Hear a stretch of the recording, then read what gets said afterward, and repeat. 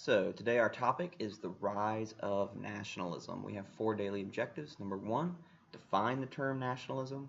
Number two, explain the difference between a state/country and a nation state. Number three, explain who led revolutions in the Americas and why.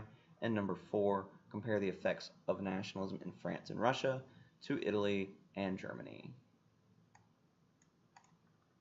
So we talked about the Congress of Vienna, how Napoleon loses control of the French Empire. The French are defeated by the combined arms of the European monarchs, and this is what Europe looks like after the Congress of Vienna in 1815, largely what it looks like before Napoleon rises to power.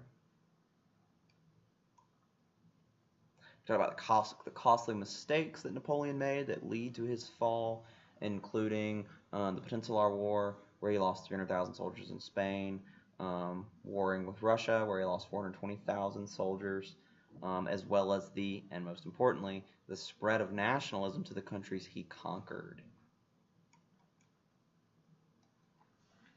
So let's talk about nationalism.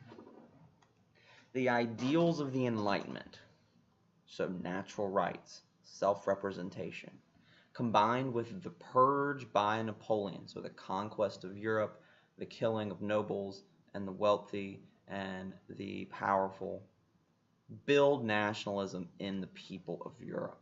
People begin to organize. They see themselves based on their common ancestry, common history, by their common culture. In other words, by their ethnicity. So for the first time, people in Austria are seeing themselves as Austrian. People in Germany are seeing themselves as German. People in Spain are seeing themselves as Spanish. This is nationalism. This is ethnicity. So groups across the continent begin to build what are called nation states. So a state is just the same thing as a country. We've talked about that before. A nation state is when a nation, which is a group of people, all live in the same state or country. So France is your typical nation state.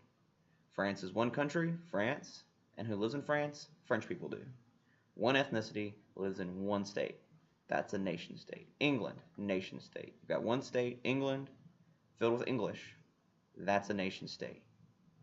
The problem with the growth of nationalism, the problem with the desire to build nation states, is that there are several very large multi-ethnic empires in Europe, and these are about to fall apart. The two biggest being the Austrian Empire, which is composed of Austrians, Germans, Hungarians, Russians, Poles, and the Ottoman Empire, which has got Greeks, it's got Syrians, it's got Bulgarians, you name it, it's in the Ottoman Empire. So these two empires are about to collapse along with the rise of nationalism. The other thing that's going to happen, we'll talk about in just a second, is the unification of Italy and Germany. But before we do that, let's talk about South American revolutions. So we talked about what the racial hierarchy in South America was. Peninsulares on top, these are people who were born in Spain or Portugal. Below them, Creoles, people who are the children of Peninsulares. Mestizos, which are mixed European and Native American. This is most Mexicans. Mulattoes, which are people of European and African descent. Africans, both free and enslaved. And Native Americans, which is Indians, Aztec, Maya, Inca, etc. So people are angry about the old Spanish Peninsulare system, specifically the Creoles.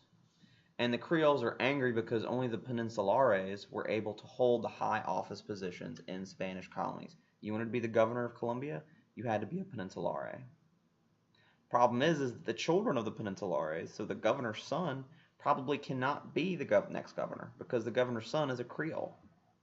So Creoles are very, very angry. They're wealthy, they're highly educated, they've seen their parents in powerful positions, and they don't think it's fair that the Peninsulares get to maintain a stranglehold on power.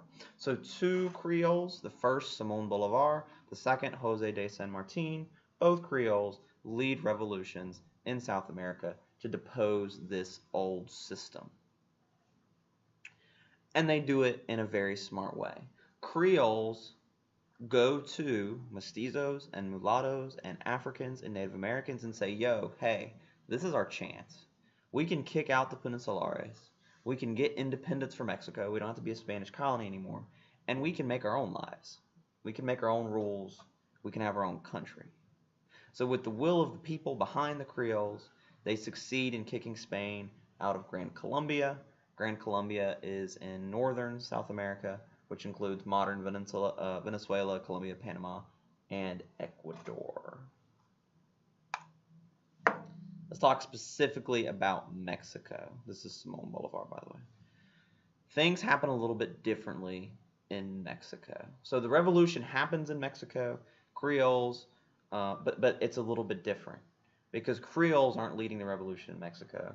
The people that are leading the revolution in Mexico are mestizos, so people of European and native descent. So the initial revolution is put down in Mexico, but seeing an opportunity, the Peninsulares and the Creoles band together. The Peninsulares and the Creoles say, hey, this is our chance. We can run this country, and Spain won't be able to run this country anymore.